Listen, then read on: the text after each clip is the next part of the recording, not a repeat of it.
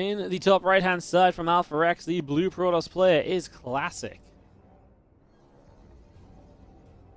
Taking on the red Terran in the bottom left from Team Liquid, we are going to have ourselves Team Liquid's Kelazhur. I was like, are they ever going to switch away from Classic? I was like, I swear they're usually faster than this, and it's just like it's still on Classic, but still on Classic. I was like, I'm running out of intro time. Amazing. So, here we are, and obviously Classic Kelazhur, best of 2 between these two. They play the first 2 maps of this overall best of 7 between the teams. So away we go, and we got a gateway coming up to start. You get a barracks on the way. Everything is in base so far. That's worth mentioning because Kelazhur is a bit of a tricky player, and he will play out on the map a lot of the time. He will proxy barracks.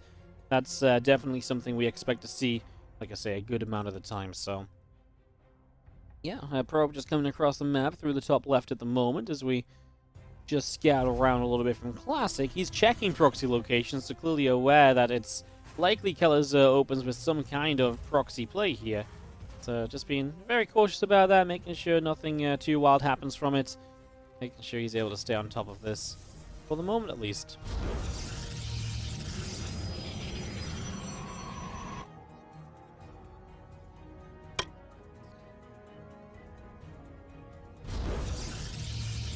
Yeah, Nexus Cybercore. Actually going to be Nexus just before the Cybercore, right? So a little bit kind of, I mean, big map, maybe not as much need to go Cybercore first. You know, you don't necessarily want to get across the map as quickly. You can't get across as quickly even if you try to. So those are things to definitely think about. Say, thank you so much, Sumo Nations, for the 9-month resub on the Prime. I appreciate the resub, mate. Thanks so much for supporting the stream. And being freaking awesome. I really appreciate it. Thank you so much. It continues into the middle of the map then for the moment and decide where it wants to try and go. See if it can pick up some information, of course. Lots of info to be gathered out on the map and trying to pick up on what your opponent's doing. Would love to see that Stargate early. Does hop into the main but hops out. Sees the chance to kill a probe here. Will take an adept hit but doesn't get the probe. A little bit unfortunate there for Kelazhur, who absolutely was looking and believing, I believe, there to actually have a pretty decent shot at dealing some damage. So that doesn't quite work out, unfortunately, for him. And yeah, then we just end up moving on and waiting for the next chance for the players to maybe get some damage done. Reaper and the Hellion, I mean, more than anything, I say damage, but at this point, you're still just looking for information. You know, you want to get into the base, you want to see what's going on. If you can do that, then brilliant, but yeah, it's not a guarantee just yet. The Hellion actually stops to hit the Adept. We do not go... Okay, we are actually going to go for damage. We're going to go for probes. We get one. Now the Reaper peels away to hit the main. A little bit back and forth then as Reaper comes through. Does get the full scout around. And the Oracle shows up and even activates itself to get rid of the Reaper there. So I feel like that's always a bit of a statement, right? The, you know, Oracle just saying, you know what? I'm mostly just here for vision and information. I don't really care about doing damage across the map. I don't expect to deal damage across the map. So I'm just going to come in, have a good time, clean up the Reaper, get rid of that, and just get on with the, you know, get on with the rest of the game. That's what Classic says with this little opening so far. As the Oracle does get across the side, I mean, gets an SCV, but now locked onto, takes actually a few shots. And as I was saying before as well, it is just kind of notable that you do lose a little bit in that situation. Let's just drop a pylon down, and the Phoenix, that is out as well, moving around a little bit. We've got a BC opening here from Kelazhur. That's very fun, isn't it? A battlecruiser coming up. What do you think we do with a battlecruiser specifically? A lot of these BC builds have been focused around... Yeah, a lot of these BC openings have been focused around distracting, pulling your opponent out of position, to then hit with a larger army elsewhere, like to get a tank push on the map without, you know, the Protoss player properly responding to it or anything along those lines.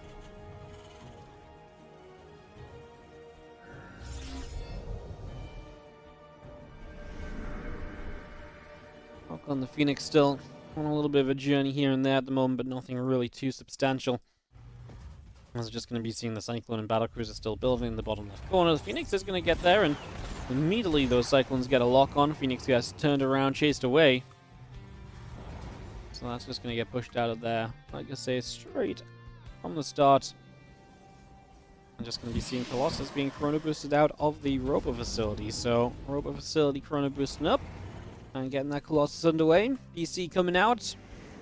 I mean, that's going to be the main point of interest here. Now, you're playing against Phoenix Colossus, so how does that work when you're playing Phoenix Colossus against this kind of BC? Well, the Phoenix is huge to help against the BC, because there's nowhere the BC can forever hide without taking damage. So if the BC is low, the Phoenix would be able to finish it off. As you can see, one Phoenix already died here, so Kelazhur gets to a good start. And now this BC will just be lurking around, and yeah, Classic's going to interrupt Phoenix production to build a Void Ray. Now, the Void Ray, much scarier. You activate Prismatic Alignment on that, and you will absolutely start to shred through a Battlecruiser. So, yeah, like I say, the Phoenix, they do chip damage. They are not expected to kind of come in and kill a BC. But it's nice that they can chip away at them when the BC makes itself known and when they have shields up. I mean, you just want to do that, and then obviously eventually you're going to support this with a Void Ray. Which is good to do a little bit more damage. At the moment, Classic leads about 7 workers.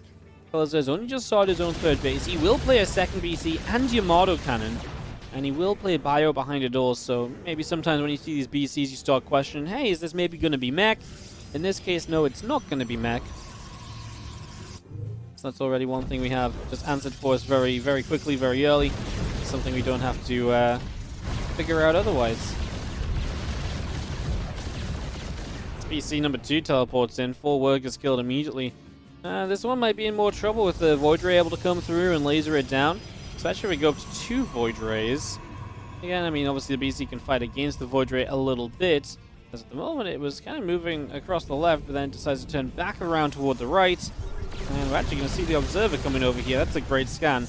The reason the Observer wants to be there, it wants to see a little bit of a heads up which way the BC is going, where it's going, moving to. And keep track of it a little bit more easily. That obviously doesn't happen in that situation. Now this BC's back down to the natural, and well, actually started target the Stalker warping in there. Maybe Probes would have been a decent target, maybe could have had some. Anyways, the turnaround on the Yamato, and he gets rid of one Void Ray immediately, and that should mean, I think, that this BC is actually going to be alright. Oh, is it not? This Void Ray, it does actually work out for the Void Ray. It gets the kill. Okay, so that BC does fall. That's a shame, because that's kind of expensive. Now look at this Kelazhur army. It looks kind of scary moving out, but Classic does have equal army supply, or just a little bit under, I believe, as it just changed a little bit toward the end there. Okay, I mean, all said and done, do not mind at all what Kelazhur has been able to get done so far here, but there is absolutely more to... There's more to find right now. There's more to get done still. Let's just see the Cyclone's actually getting a lock on, and that is going to be an Oracle killed off. Marine comes through, that Stasis Ward does catch that single Marine, and you have the BC coming over, the Bio units getting in position, and tanks already pre-sieging.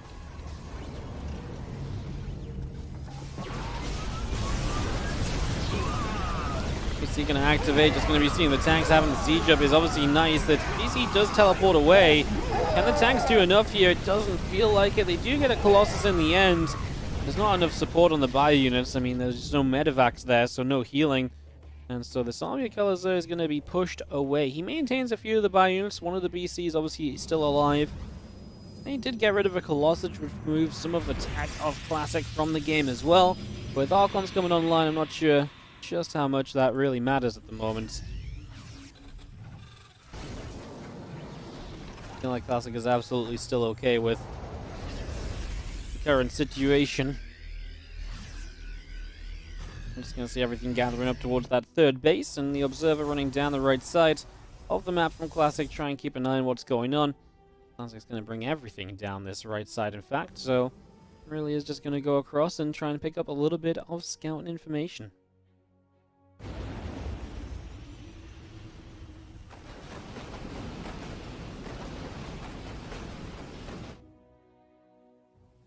It's a lot of units from Classic setting up to maybe possibly make a little bit of a play into the base of Kelazhur here. Yeah, I mean, I'm actually not sure about him counterattacking. I actually don't think you should commit to this. While Kelazhur didn't win the last fight, I don't know if he lost it so badly that this is just an overwhelming force. I mean, there's a lot of Zealots, and if anything works here, it might just be Zealots against what is Marauder and tank focus from Kelazhur. Let's see, the Zealots on the top side dying pretty quickly, though. Units on the natural holding their own for a little while, but not really able to break through. SCVs have already gone down. Okay, good call from Classic. I wasn't super convinced he was going to be able to kind of end the game pushing into this, but yeah, he's clearly he clearly read that much better than I did. He absolutely is just going to push through. I think the biggest issue is obviously no easy way to get the Colossi, and because you have to defend the third and natural, you're going to be a bit split up. So your tanks are going to be kind of all over the place. There's not really like a concentration of tanks anywhere to just be like, oh yeah, here's my answer to the Colossi. So the Colossi kind of get to reign supreme, and there was a lot of Zealots, which obviously tanks don't deal with, the Marauders don't deal with very well, and they absolutely made a difference in this also. Yeah, strong counterattack by Classic, clearly identified the weakness of Kelazhur there, and looks like Classic is going to be good to clean up game number 1 and put AlphaX into a lead in this best of 7 matchup here in the World Team League Summer 2022. Week 2, Day 3. Classic gets off to a 1-0 start.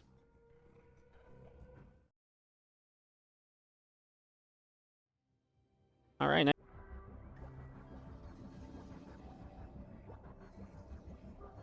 Bottom right-hand corner of Curious Minds. Small map. See how this plays out. It is going to be Classic. He takes on the red Terran player in the top left corner. It is Kelazhur.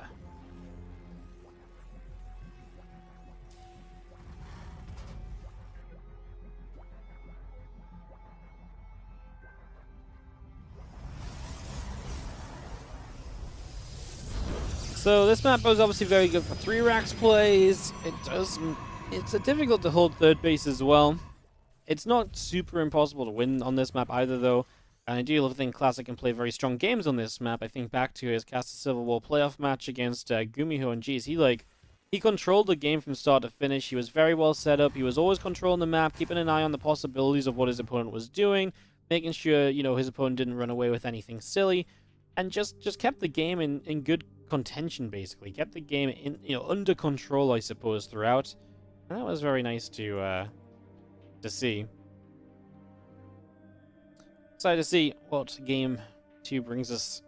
See if Kelazhur has anything planned. Of course, when you go into these matches as Kelazhur, I think it's fair to say you might kind of assume a plan for your first map, and then assume a plan for if you lose the first map, and if you have to play on, your own map pick.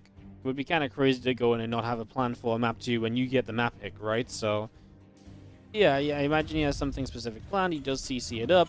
Reactor on the way super early as well. Now, Classic is building an early Zealot. That early Zealot cancelled now, so not going to utilize it. Doesn't believe there's enough of an opportunity to make anything happen there. Yo, what's up, Teja Gaja? Thank you so much for the Prime sub just coming through.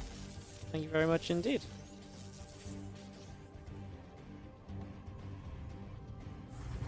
Really appreciate it as we just have our STV chasing our probe around. A little bit of action over there. And otherwise, the barracks coming down from Kelazhur, back across the map, back in his base. Just bringing that online for the moment as well.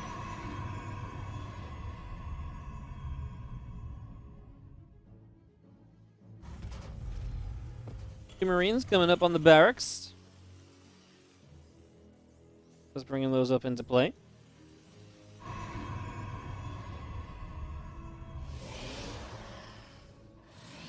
We'll see the power of that barracks going reactor straight away as you get a lot of Marines early. And now as you go barracks 2 and 3, and obviously you play this 3 racks, you're going to have pretty much the most possible bio units on the map with any, from any possible build order. There's no in-betweens. Like, this is absolutely just units, units, units as the setup here, so... Yeah, we get into that initiation, and we do see these Marines actually nearly catching the Adept. Doesn't quite grab it, though, so the Adept for now does get to skate away. Run away and get out of trouble for now, at least.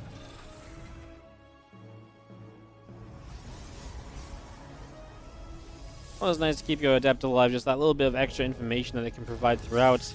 You do an Oracle. Oracle is fine here as long as you tech up quickly behind the Oracle.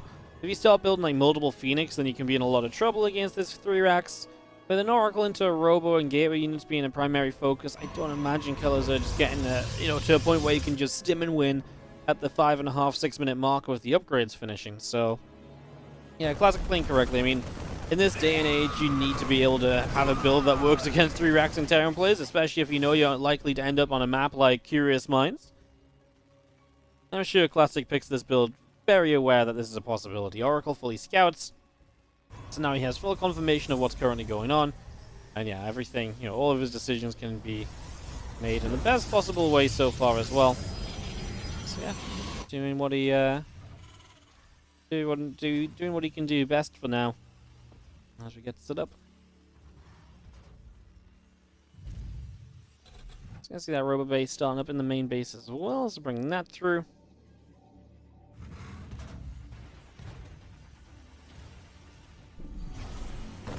Just going to see the Oracle actually going to get targeted down by these Marines here, so now these Marines do grab themselves a kill. Was a nice little victory.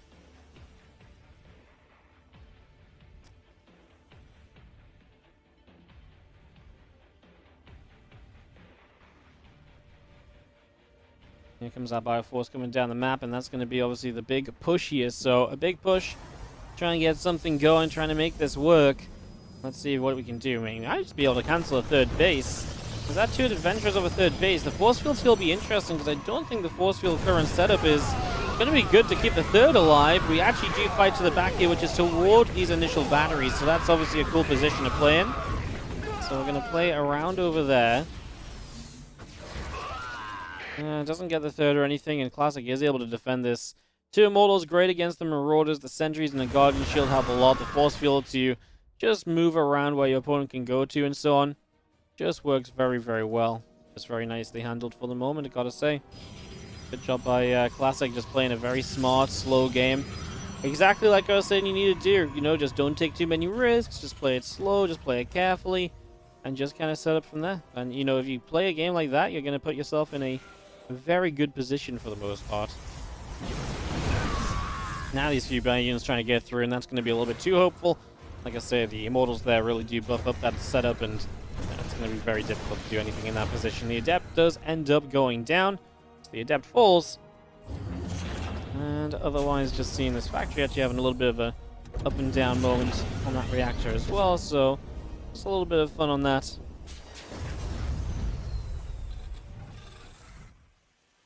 Otherwise, Classic is just getting into such a... I mean, Classic is just in such a good spot. I don't really know what you do here right now. As Kelazhur, you're playing from behind, you're going to be on your 3rd base soon, but Classic is now in this position where he's up to his tech choices. It's not like a completely lost game from Kelazhur, but he's definitely playing, from behind from where he wants to be. That is for sure. So you're definitely playing from behind in that regard.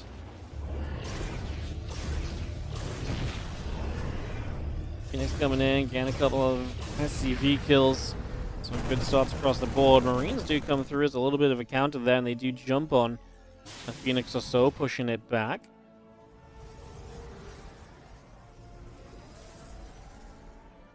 But yeah, I mean, you need a lot to go your way right now as Kelazhur. And the thing is as well, the way Classic's set up, his army is very well set up to deal with like little squadrons of units.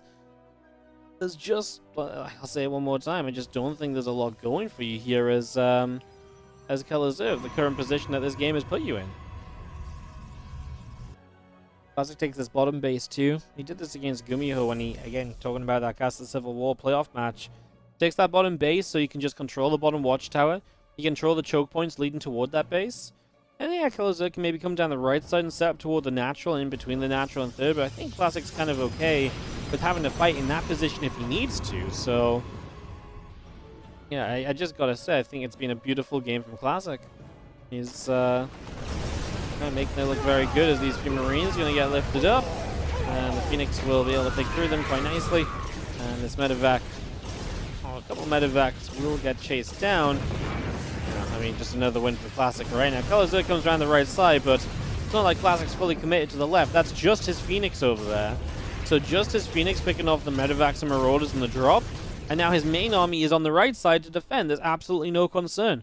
Easy defense, easy hold. Very nicely handled, very nicely done.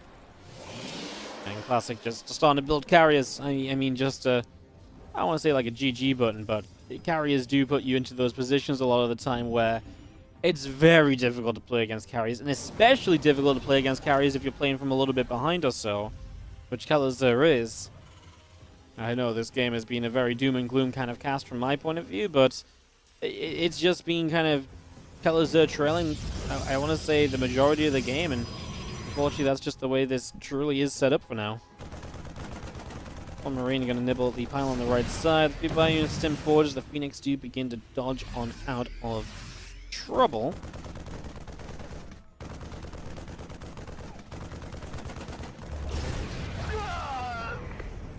Phoenix coming across, they're going to lift up that single Marine, just taking that down. The Bioforce will come down the bottom left and take a watchtower to begin with as well. Just going to hold out over there. The Bio unit still coming along the far right side.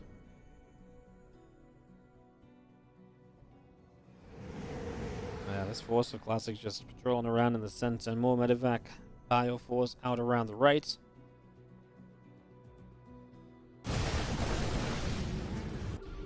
So it goes down. Bio's go stemming in. Just going to be seeing the Phoenix Stalkers starting to run into this as well. We are going to lift up a bunch of those Marines. So all of these Marines are going to get cleaned out as we do pick off one of the pylons on the bottom right. Pylon on the far right side. Extra carriers all coming into play too. Looking pretty good so far.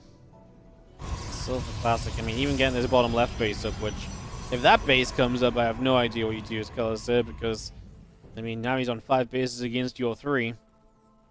I mean, that's a base which should be deniable, because it's so far away from the 4th, but if you just don't know about it, obviously Kelazhur can't move across to do anything if he doesn't know, and right now he straight up just doesn't know.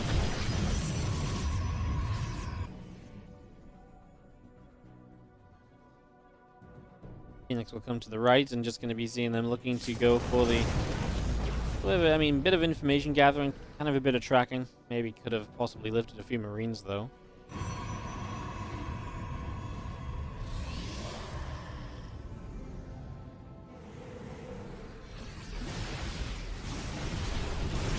Phoenix going after the medevac for a little bit. Marine stem forward. Phoenix got chased away, and this entire army of Classic continues to push to the upper left-hand side.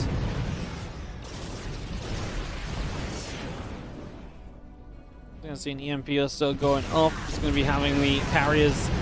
I don't know if you can kill these carriers as Kelazhur. First Disruptor does get denied though, so the entire Bioforce will get it running on an arc. If there's a fight that's going to go well for you as Kelazhur, it's one that looks like this. The fact that none of the Disruptors landed, and now we're trying to recall the carriers away. Kelazhur gets an incredible fight. He was so close to killing an extra carry at the end there. None of the Disruptors hit, and the Bioforce just stood in a massive concave. But there's no units out right now from Classic. Kelazhur's on the march. Kelazhur might just do this. This game, I was saying it was all doom and gloom for Kelazhur, but this one fight, usually you don't see a Terran player taking such a substantial fight against a Protoss army of this sort of caliber, but it just went horribly wrong for Classic. What an awful fight it was. I can't quite get over the fight being so bad. I mean, Kelazhur's on a kill move. He's got probes that are just stuck in a corner here. He's going to EMP them to help take them down more quickly. A single Colossus pops out as Kelazhur killing 30+ workers. Classic supply going to go for below 100. And Kelazhur just finds one incredible fight to steal a map away from Classic and take Liquid to a 1-1 scoreline. Wow, just did not expect that at all. I mean, I will be guilty of having written this game off already because, yeah, I mean, was I wrong to write this game off? Let's go look back at that fight. Yeah, let's just rewind the game a little bit because that fight was ridiculous. So it's just before here. So look at this going in. So there's actually not that many Disruptors, right? There's 2 Disruptors and they're both at the very front. First one dies immediately. Second one dies very quickly. And right now, you've just got this entire spread of Terran. Well, here's the issue. Because there's no Zealots, there's nothing to stop this Bioforce getting rid of the Colossi. And 3 Colossi just don't do enough splash to stop the Bio. So the Marauders are going to chase forward through the Interceptors and kill the Colossi. The Marines and Ghosts just get free reign on the Interceptors because there's nothing to stop them. And so that's what happens. Yeah, these Interceptors just die. The Marauders clean up everything on the ground. There's not enough splash damage here to stop it. And with no Interceptors left, obviously this is a lost fight from Classic, and Kelazhur then runs across the map to take the GG and to tie this series up 1-1. Wow. What a fight. Some PVZ is in the bottom right side. Our blue Zerg player from AlphaX then, trying to retake the lead for the AlphaX squad today, is RagnaroK.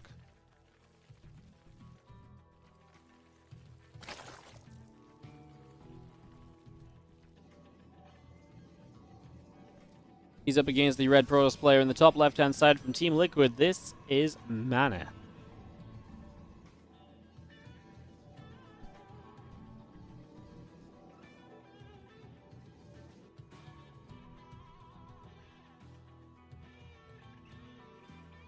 Well, it's funny because we kind of come off Curious Minds, we go back to Curious Minds.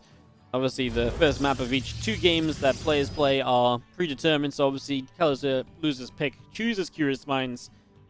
Map 3 is Curious Minds because RagnaroK and MaNa already had this map predetermined to be their first map, so maps are not unique throughout the best of 7. Maps are only unique between the 2 games between 2 players.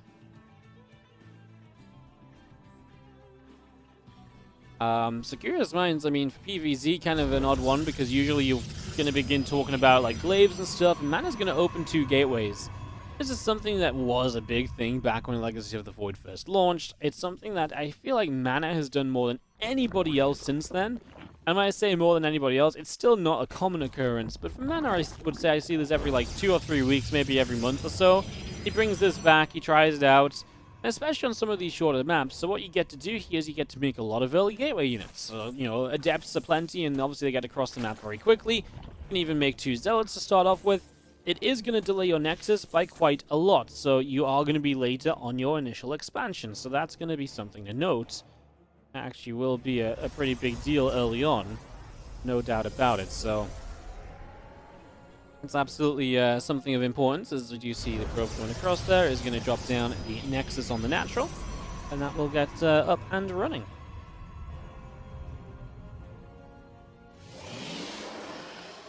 Two Adepts then going to Chrono Boost out all of these gateways, and it's going to be seeing our probe of MaNa out down the front of the 3rd base, just hanging around over there. These couple of Lings are going to pop out, and this Zealot is going to come across to help fight this first drone or so. So he did probe block the hatchery as well, forces that down to the low ground location. Obviously means that the base is closer than if it was up on the high ground. So the harassment can do very well. That's a dead Zealot though, and that's very unfortunate to lose the Zealot as quickly as that.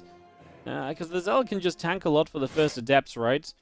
And RagnaroK's already down a couple drones because he's having to make more Lings here to make sure the Adepts don't do too much. They will shade up into the natural. Will continue their journey toward the main base. 2 Lings on the counterattack, so MaNa has to deal with this with the probes as well. I was like, do you think? Oh, the Lings actually stopped the Adepts moving there for a second, so you lose the movement, which was actually going to get you more than 1 kill. Then the Adept shading down to the low ground got caught by the Lings, and it dies off, and I think this Adept is going to die as well. 2 Adepts died, only 1 drone killed. This has not been a successful attack from MaNa. Yes, he might have forced RagnaroK to build more units than he usually would, but that's a very mild starting point for this build. When you've committed to those 2 gates and delayed your own Nexus, you really obviously usually are looking for so much more than that to begin with, at the very least.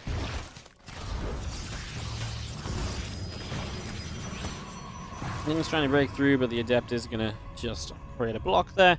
And MaNa now playing on the defensive. He is now going to be down a couple of workers, MaNa, so usually as a Protoss, you can actually keep the worker lead for a bit longer than this, but again, because that Nexus hasn't been online, he's not going to get as much of a chance. Things will not work as well for him in that regard, and that's kind of what now begins to happen. Stalker warps in, top side, going to go after that Ovi, and that Overlord will get chased away off to the side as well.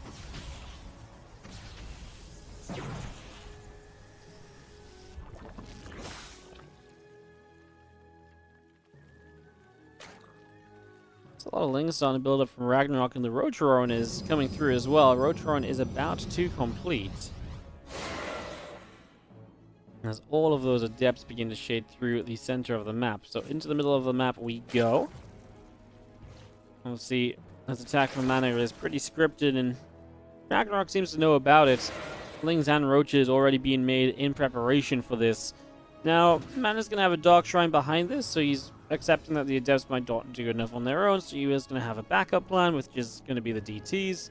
But it does feel like MaNa is already trying to find answers in this game, because he's absolutely, I think, feeling the pressure and feeling like he is probably a little bit behind from where he would like to be at the moment.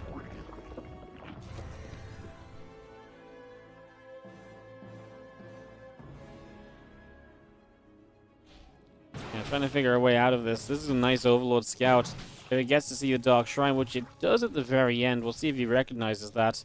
Obviously, no lair or anything here, so it would be Spore dependent on the detection. So yeah, we'll see if RagnaroK can figure that out, and obviously make sure he does not leave himself open to a bit of a blunderous play against DTs. Spores do begin. Looks like they're going to be right on time as well, so kind of as you would expect them to be. Yeah, and that's pretty much going to send us into a very good spot here. I mean, MaNa's just going to be very happy about this at this stage. Really not much else to say about it. There go those DTs warping in. As they move forward, they kind of wanted to go and grab that Ling, but didn't get the chance to.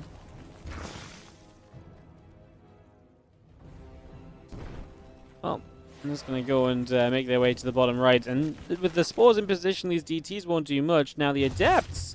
Okay, the Adepts could maybe give them an opportunity, because actually he's going to go on top of this Spore Crawler. Spore Crawler's going to die, and 2 DTs are still alive. Okay. Well, Spore starts to move down from the high ground now. These DTs are going to start going after drones. A lot of the Adepts have died, though, so... The only real play you have here is that there's no detection on the low ground, and now the Spore's coming over. Yeah, don't get me wrong, these few drones are nice to kill, but when you've got no Adepts left, obviously that's a big problem as well. It was not a bad idea from MaNa, but yeah, unfortunately this game just didn't really work for him from the very get-go, so he's already just always been playing that little bit of catch-up and so on. 8 drones killed, just going to warp in. A few more units here. Robo facilities are coming online. The Nexus also coming up. Try and go to 3 bases. I don't know if RagnaroK is going to let him. 68 to 16 army supply. Archons aren't even ready yet, so these Roaches and Lings are going to wrap around them. The first Archon gets 1 shot off. The second one, I think, just derped, and it links around the entire time. And I think that should be our game number 1 here for RagnaroK. MaNa will get to go into his map pick, at least for game number 2. But obviously we'll absolutely need to do a little bit better than this. But again, I think a lot of this comes down to, hey, this first game, this first Adept attack, the 2 gate play didn't work out at all. And so MaNa knew he was playing from behind from there. Absolutely aware of the fact that, you know, things could have absolutely gone a lot better for him in the first few minutes. From the moment that first Zealot died, best possible chance to get set up into a game like that. And if he can get set up into a game like that, I think MaNa's going to be very happy. And I think he's going to be very capable of maybe taking a map here and keeping Team Liquid very competitive in this series with AlphaX, who have RagnaroK in the bottom left as the blue Zerg. Top right from Team Liquid is MaNa. As we go into game number 2 of this best of 2 between the 2 players. Of course, RagnaroK wins this, and AlphaX will be on match point already. If MaNa wins this, we get tied up, and with this drone coming across the map, maybe RagnaroK has something a little bit sneaky planned, like a hatch block in MaNa's natural, for example. Maybe just a way to obviously, or he's gonna. So 2 choices. He either does a hatch block in the natural, or he straight up proxy hatches, which I think he's gonna hatch block in the natural. He's just waiting for the drone to move in, so he had enough minerals to make sure there's not gonna be a pro block in it. And now MaNa has to deal with a hatch in his natural, and that's annoying. It's going to throw MaNa's timings off from what they want to be, and I actually do think that a lot of this is going to be very focused on kind of just throwing MaNa off from what he wants to be doing. And it's one of those builds that works well when it's not used a lot, and it's not been used a lot lately. So this is a very good chance of finding success.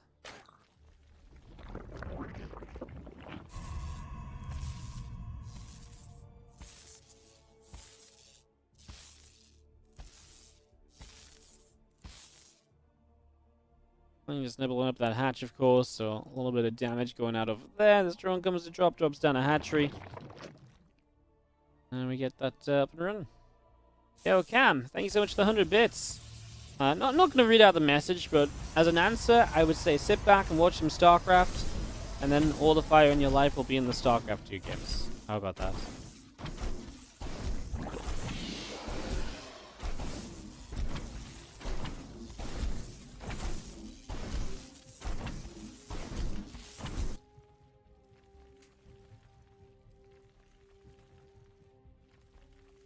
And hey, Ghostface321, thank you so much for the 17-month resub on the Prime. So yeah, this is going to be this hatchery does get to finish. Obviously, it's going to delay the expansion of mana by quite a long time. You have 2 Zealots and 2 Adepts. He obviously never pulls the workers, so he keeps his economy in the main base very comfortable, but yeah, we'll see what's going to end up happening here. Let's just get rid of this lava. We're going to get rid of the hatchery, go running, make sure the broodlings can't kill anything. I'll put some damage on the pylon. Oh, Nelly got a probe, but not quite in the end. 2 lings will spawn, but the adepts can go chase that. However, obviously, if you spend time chasing that probe down, it's a little bit annoying because ideally right now you would actually just be on the map and being aggressive with these units that you've been forced to make already. So not being able to kind of just be on the map and being aggressive like that is, like I say, just a little bit frustrating in these early stages.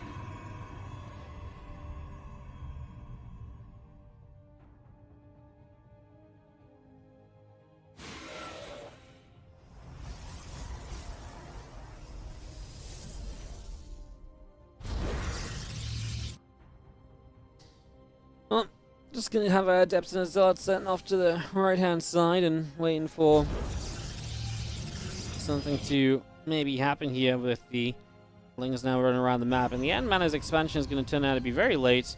RagnaroK, only 22 drones though, so, you know, he made a few lings, he obviously committed to that hatchery, which he had to cancel and so on. These are whole things which obviously work out pretty nicely for MaNa, because now RagnaroK is slowed himself down to kind of get to this point, and that always creates a little bit of interest as well. So yeah, so far so good, I suppose, in terms of making this it's a little more intriguing. We'll drop a battery down on the back here, and these 2 adepts will grab a Zergling, clean that up as well.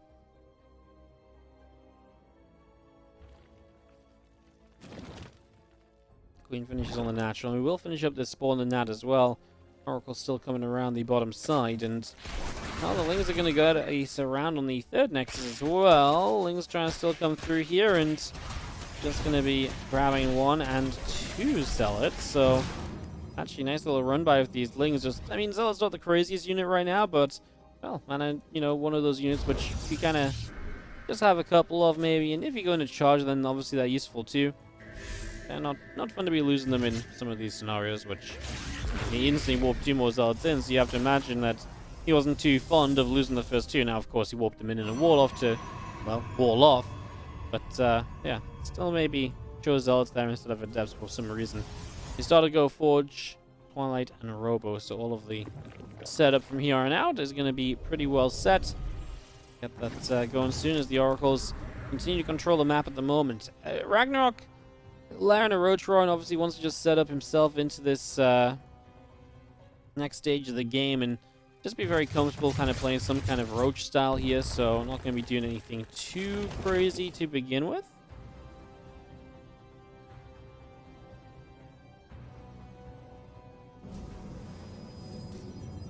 Going to have our, like I said, charge initially, so we're going to have the Zealots will be kind of a key part of this army at the end of the day, so something to maybe consider and to think about. Obviously, just been talking about those Zealots after a couple died, so I'm going to see that indeed some of them will be kind of important throughout this as we get set up for potentially a bit of an Immortal charge lock kind of push as well, with some Archons also mixed in.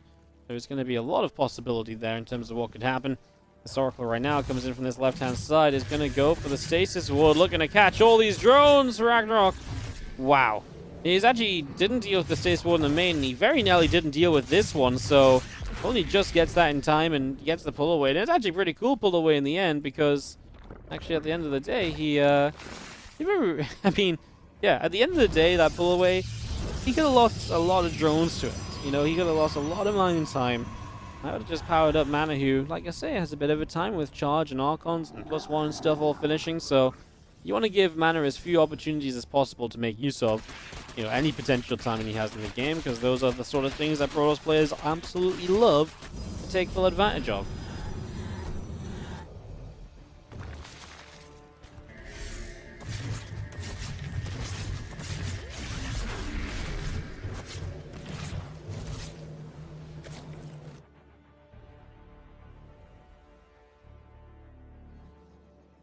I was going to be seeing Spire as the choice from RagnaroK right here. A few mutas are going to be starting up, and MaNa doesn't have the scout on it, right? So this attack, though, I mean, he's going to start fighting in, and if he can do well right now, then brilliant. The mutas only have to get rid of the Archons, though, and that's my fear, is that these mutas are just going to be able to deal a lot of damage, take down the Prism, and just go from there. I'm not sure MaNa's going to find all that much success right now with this little push. The recall out of there. The Prism at least takes Archons into the main. However, now the mutas are revealed, and uh-oh. Yeah, no recall home for this Prism, so these Archons have to protect the mutas, which for now they will do. They will protect against the mutas, sorry, and push those mutalisks back. At least for the moment, I suppose.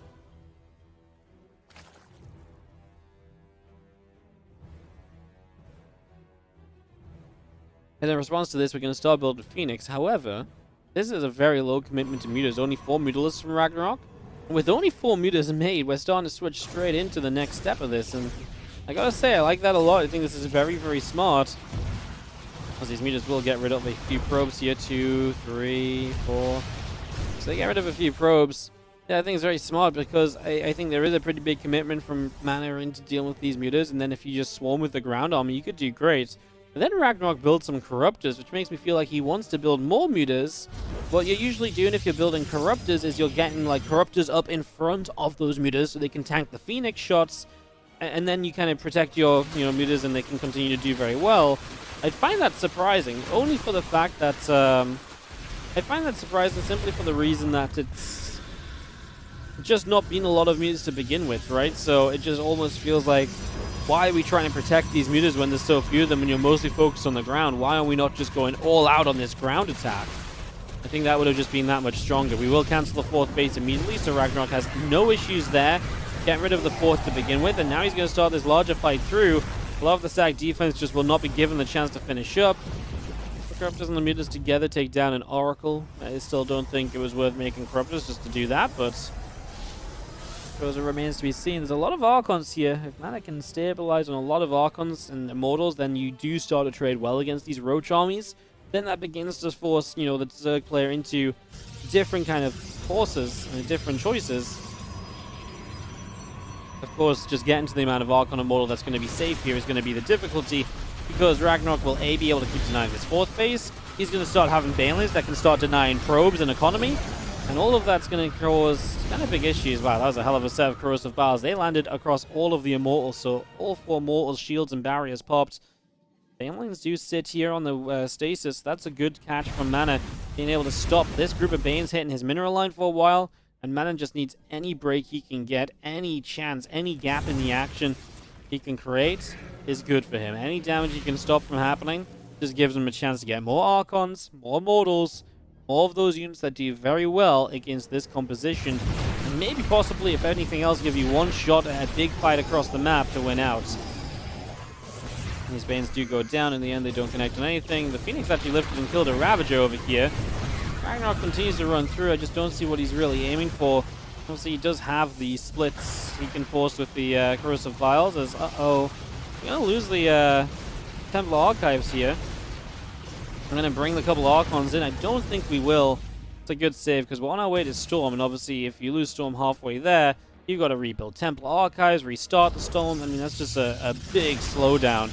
And obviously that could leave you really open to an attack that you weren't initially kind of open, for initially.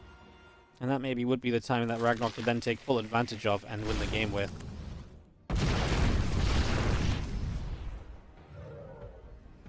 This few roaches get chased away.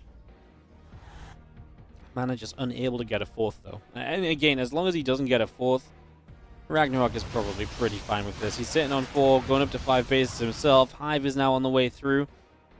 MaNa's going to start pushing. I mean, I won't lie. Don't hate the push. You know, his army is good, don't get me wrong. It's just, is it overall enough? 68 banelings in the game. RagnaroK will have some rebuild potential on the back. There's now 79 banelings, and there's more building. But the Storms, I mean, if the Storms can land, there is absolutely a chance for MaNa. That's the big thing, right? Now, you know the Storms is RagnaroK. That should be something you're ready to play around here, because you saw the Temple Archive spinning and upgrading. Here you go, first Storms on these banelings. That's a great set of Storms to begin with. Although a couple High Templar went down that you thought maybe would have been saved. These Storms need to come down all over the place, and he's one more kind of towards his other units. So many Banes get through on low HP, and they're going to be able to do a lot. Immortals might grow into their best as they can, but it's not going to be enough at all, especially when 58 Lings are coming through. The Corruptors get rid of the Warp Prism, so this attack will be halted right here and now. No reinforcements. That's the cleanup from RagnaroK, and that was pretty much an all-in attempt from MaNa, because he still didn't have a fourth base up at all. He's going to start, I mean, he's about to have it finishing, but I think that's going to be an insta-cancel. He's going to be up against a Great Aspire soon, so if RagnaroK doesn't end the game with this surge of units on the counter-attack, he will probably end the game with Broodlords that MaNa is not going to have a lot to deal with. Like, he might have an okay comp, like Stalkers. He just won't have enough in the composition to actually make it, you know, matter at all. A few Zealots come through there, chasing units away. A few more Banes rolling up, like trying to hit this third mineral line. In fairness, MaNa's never had that one Bane run by, which has done like super crazy amounts of damage. It's just been a game playing off an early game that didn't do a lot and trying to, you know, recover from there. It's been tough. It's been very, very tough.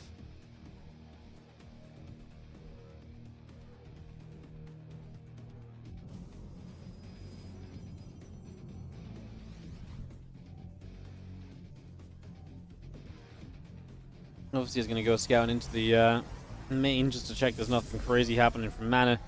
I think as RagnaroK checks this, he's just going to say, cool, I can make Broodlords and probably just attack. I think he's just checking, making sure there's not already Tempest on the way, in which case he just focus on keeping Corruptors and then probably going to kill his opponent, because if you're building Tempest, you don't have a ground army to survive. So I think just a smart little scout from RagnaroK, just double checking it's what he expects, and then when he knows it's what he's expecting, he just makes the final decision to make those Broodlords. Like I say, it's going to be very, very difficult for MaNa to fight these Broodlords, because he is just not set up to deal with that at all. Not in the slightest.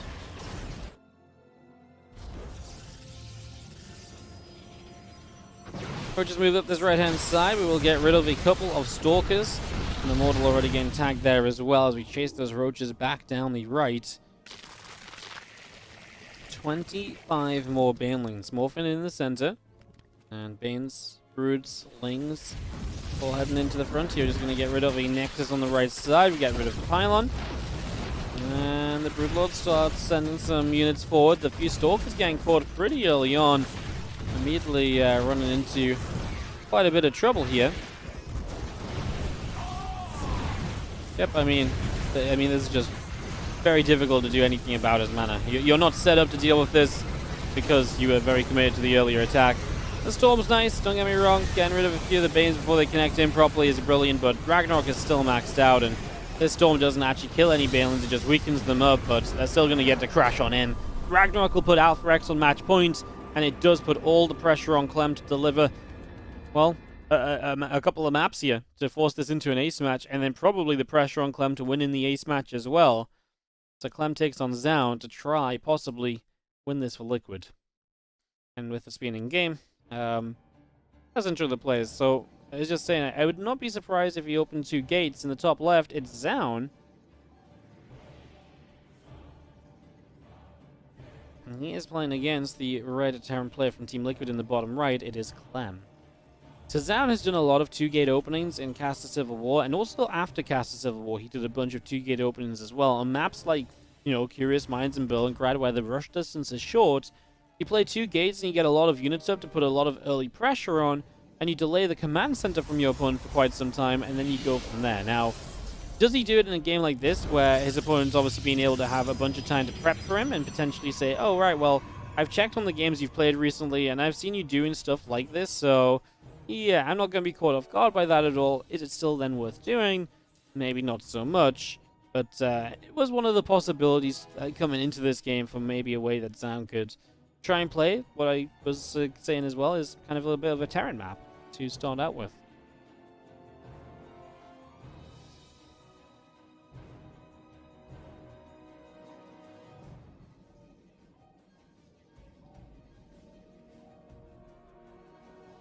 Okay, we're just building in the main, just getting that going as well, as we do have this Rax is going to be done fairly soon.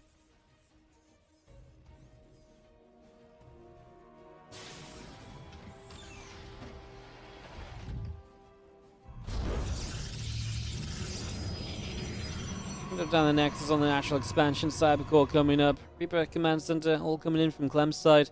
We do have that SCV moving straight through the middle of the map to the upper left-hand corner.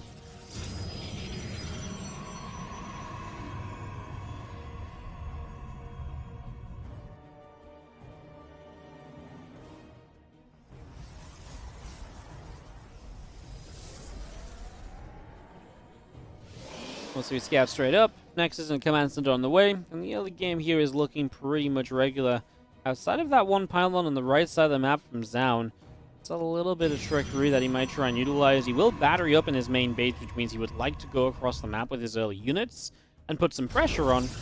So that's something we're going to begin seeing here over the next little while as well, I would imagine.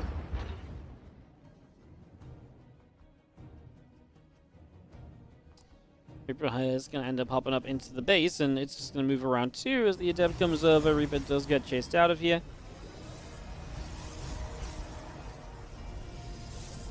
Reaper gets pushed out. We do see more probes coming up.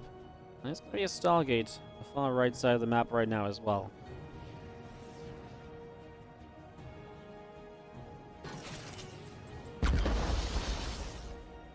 Again, that Stargate online. Reaper's still moving in the center, is looking to try and get a couple shots off on the probe here, and probe takes a few nibbles for the moment. Void Ray on the way up from the Stargate, so we are going to get aggressive off that. It's kind of such an in-between, right? Because it's on the proxy, it's not super close to the Terran base, but it's still out on the map. Clem's starting to realize something is a little bit off, and he's actually going down with the Reaper. He's going... Oh my god, he's literally clicked on the Stargate. I think it's just such an obvious position, potentially, to kind of set up to kind of start attacking towards his natural. So yeah, it's just one of the places he kind of clicks through to, and he does find the Stargate right away. Now, we'd start a Twilight behind this, but one Void Ray off a proxied Stargate doesn't feel like it's going to do a lot, and it's obviously a pretty hefty investment, and it obviously hence will delay stuff like Blink coming through, so... Is that going to be coming back to bite Zoun in the butt a little bit? How much is he going to regret having built this Void Ray? Or is he actually going to be able to turn this into something which turns out to be pretty okay?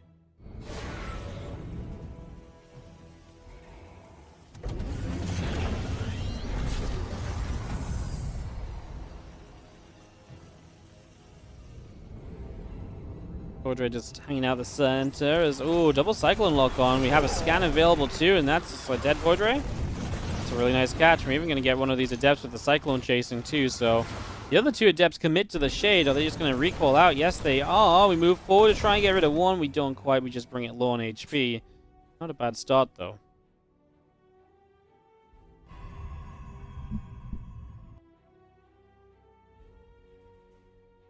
This is now a pretty serious push from Clem, moving up to the top of the map. Cyclone gets a little lock on here. Going to start clearing out this pylon.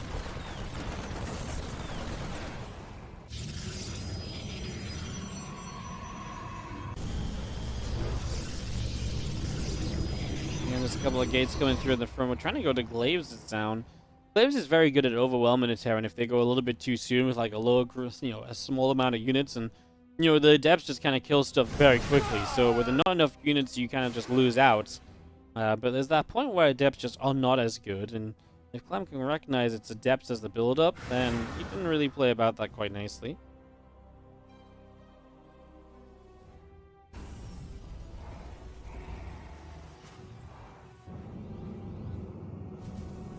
Adepts will continue to shade down the right side. Not going to get into the natural just yet as the Void Ray will be joining up, and this is just going to be a full-on commitment here now. It'd be amazing if you could just fully figure this out as Clem. He's going to move forward. He's going to see how many adepts there are, and I think immediately he's going to be like, yeah, I don't want to be here anymore, but is this too late? SCVs immediately pull. You know, he's going to need something to tank these adepts a little bit. And as he does have stims, the adepts go down pretty quick, as long as they're not insta-killing all the Marines. Oh, this is really good. I mean, this was, what, 4 SCVs going down only? Not even that many Marines. He has a comfortable amount of bio left over after this. And we're going to have another round of adept shading forward. We're not far from having medevacs available to help out. We'll pull the SCVs one more time just to make sure Zoun doesn't even stick around. Types GG. Clem gets the first map needed to put Team Liquid on the right track to an ace match. Obviously needs to win the next map as well, though, which will be Zoun's map pick. We'll see what he chooses to do here. But Clem has done step 1 of winning this series, perhaps for Liquid. See if Clem can force the ace match here in the World Team League. In the bottom left, the blue Protoss player from AlphaX is Zoun. Top right, the red Terran player from Team Liquid is Clem.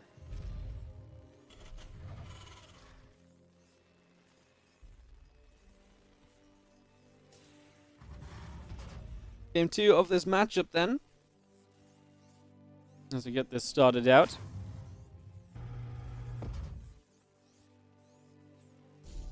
Let's see what these two will bring to the table for one final map. Potentially today, if Zoun can win it. Or maybe our first ace match of the season. We have not had an ace match yet this season. We have yet to go to a Game 7. Every series has been 1-4-2, 5-1, or 6-0. It's not been a 4-3 yet, so... Could this be in week 2, our first ace match of the season? I want to say this is the longest we've ever been into a season of World Team League without an ace match. I'm going to go back a couple of seasons and have a look. And okay, there's an ace match first week of the last season in 2020. Was there an ace match in the first week in 2020? There was an ace match in the first week as well. I didn't even check 2021 summer. I'm so dumb. In 2021 summer, there was an ace match in the second week. Yeah, just ace matches have always happened, at least within the first 2 weeks. But, yeah, this is a... Wow, I actually think you'd have to go back to 2019.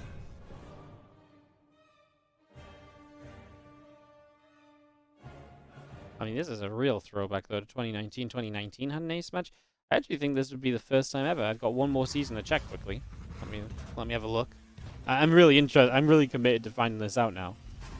You would have to go back to 2019.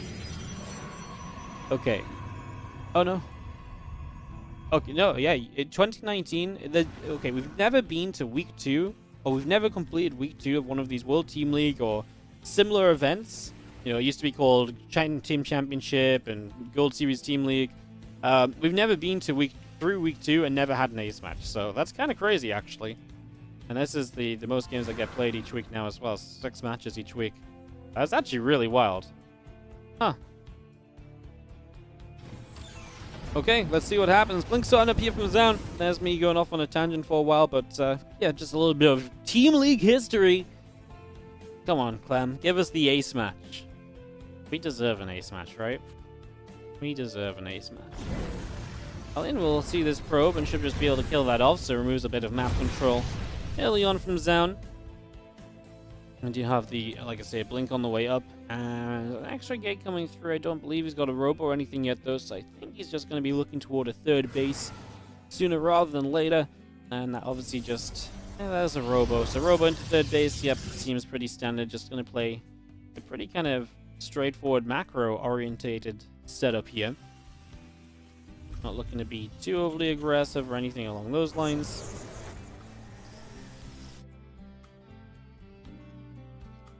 As the probe comes down to the south, and is just going to sit here, ready for that third. Around 4 minutes is the macro kind of set up for third base, so that looks to be pretty much on point here from Zoun. This Hellion moves in toward a natural expansion where the Stalkers are immediately there and they intercept that Hellion. So the Hellion goes down almost straight away.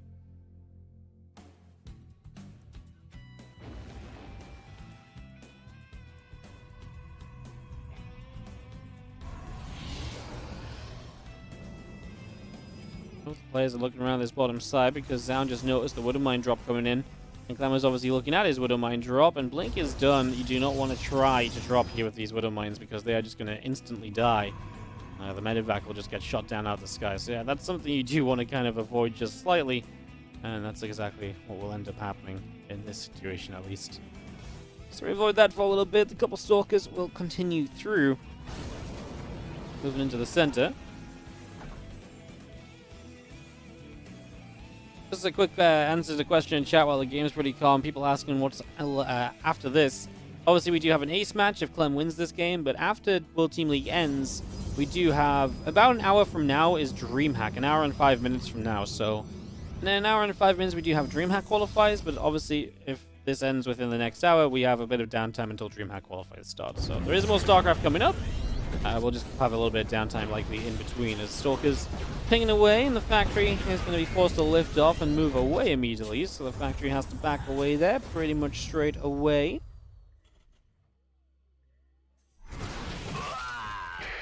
Actually kind of nice, right? Just little annoying bits and pieces. We are going to pull a few units around the side. Clem still has the Widow Mine drop across the map waiting to fire as well. If he sees the opportunity, that could be something which catches Zoun off guard. Could absolutely be a way to get a lot done as well.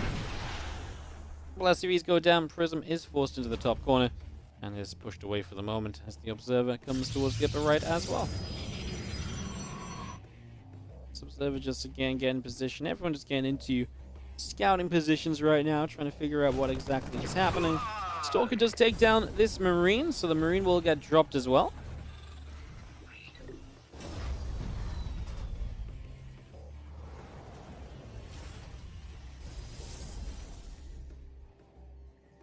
Widow Mine drop still threatening. I mean, the good news is, again, you're keeping a lot of Stalkers back to deal with the potential of that Widow Mine drop.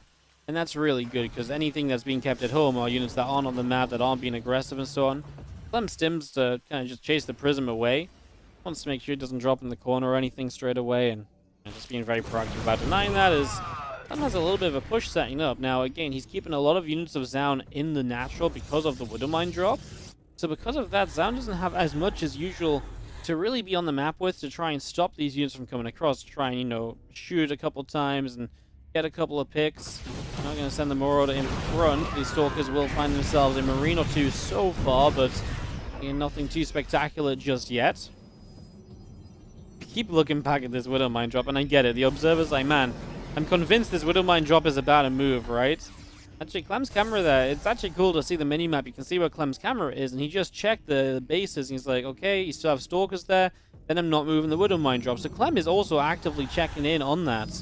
Now, Zealot counterattack is about to strike, and that's something that Clem needs to be able to deal with, because if he isn't dealing with that, he's going to have a bad time. These Stalkers will get a few shots off on tanks, and the tanks were already very quick to be sieging, so nothing too problematic. We'll see the Zealots dropping into the main. Few units that were on the corner there again. Kind of shot that immediately. The Prism is going to get forced to back away as we do clean that up. That's actually a good cleanup altogether from Clem at home. And now he's still pushing forward here, and there's a lot more Zealots setting up, so that should be the point at which Clem says, oh god, with that many Zealots, I should probably be getting out of here. Like, I don't actually really want to stick around in this situation. He is very right in that regard. You do not want to be sticking around in this scenario at all, when there's just so many Zealots, because they can wrap around and overwhelm you without, you know, without a second thought, basically. So you just want to be really careful about it. There's finally the Widow Mine drop, by the way. It flew through the Stalkers. Zoun didn't realize right away. No, the Widow Mine on the right side didn't hit where it really should have done. It had a huge clump of workers. It just didn't go toward. Oh, man. Well, we actually do clean up a lot of probes here, so Clem is going to put himself into a reasonable spot, actually. All said and done, still going to be looking okay. Huh. Very interesting, actually, because now this may actually still get a chance to just continue through. We might just continue on with this. Clem is going to get jumped on. He loses the medevac with 2 tanks inside, though. Oh, God, that's a lot of damage all of a sudden. That's a huge loss. Now we're going to be seeing this Bioforce pulling back. The few Zealots taking some damage once again. Another Disruptor shot. Clem's dodging those nicely, but he should have had 2 more tanks to still be supporting this position. The fact he lost that medevac with them inside, oh, that's a bit of a heartbreaker. Clem just did so much as well with the drop play, and to lose momentum like that in just such an immediate setting, that is a bit of heartbreak right there, as the Widow Mines load up into the medevac, and away they go. Out to the left-hand side to see where they can get to. As Widow Mine goes off over here, just hits the few Zealots as they try to make their way through. It's going to be continuing along with the rest of this force, taking the Watchtower on the other side.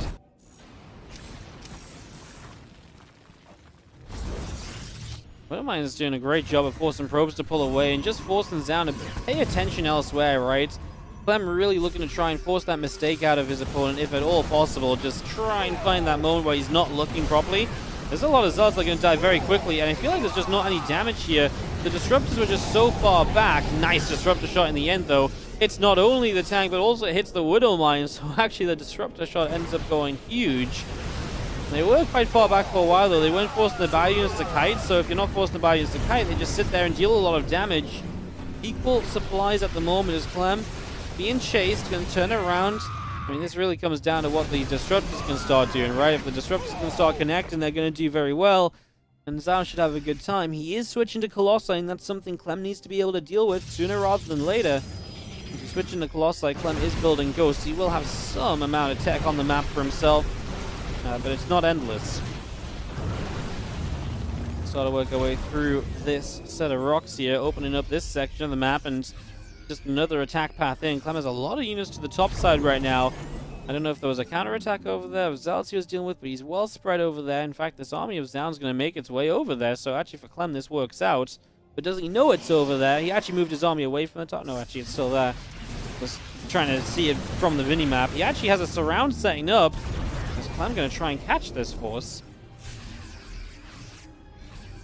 Definitely initially looked like that was part of the plan.